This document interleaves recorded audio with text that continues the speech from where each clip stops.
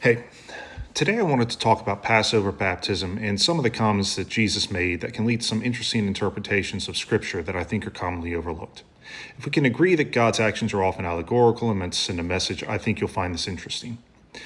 So, when I was rereading the four Gospels, I was surprised to find that Lazarus being raised from the dead was only mentioned once, whereas Jesus walking on water and then when he calms the storm, these are mentioned in three places. So, what makes these two events more important than Lazarus being raised from the dead?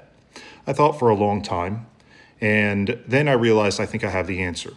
When we look at the tradition surrounding Passover and the Passover lamb, it had to be prepared in a very specific way. It had to be roasted, and none of the bones could be broken. This means they have to cook it whole. Ancient tribes didn't exactly have massive ovens laying around to cook whole lambs. So to perform this task, they would kill and prepare the lamb, dig a pit, light a fire in the pit, and then hang the lamb over the fire to roast it. Notice the terminology, the pit. The pit is a term we hear over and over again in the Old Testament, meaning hell. Psalm 33, you brought me up from the realm of the dead. You spared me from going down to the pit. In Romans 10, 6-7, Paul warns, do not say in your heart, who will descend into the abyss, that is to bring Christ up from the dead. I'm paraphrasing a little. Notice the word here is abyss and is often associated with deep water and with hell. So we have two words now, the pit and the abyss. Now, what does this mean about baptism?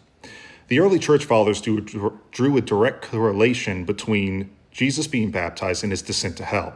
In modern context, we're taught baptism represents the death, burial, and resurrection of Jesus, but now we can also see this depicts his descent to hell in that it requires immersion in water, and it ties back to Paul's warning in Romans 10. This is further correlated by Jesus calling his disciples fishers of men.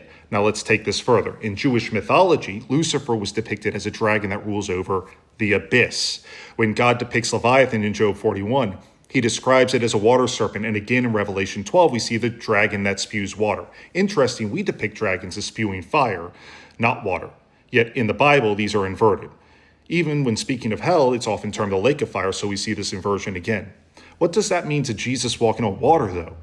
When Jesus calms the storm, he's declaring his sovereignty over the powers of the abyss. He can calm and control them with a single word. When he walks over water, he's directly declaring the abyss has no power over him. And when he rescues Peter, he's declaring that he can save even those of little faith from the power of the abyss. Now it makes sense why these were so important. God is declaring the power and sovereignty of his Son, Jesus Christ, over the powers of hell and the abyss. It's more than just a miracle. Anyway, I hope you found this interesting. Have a blessed day.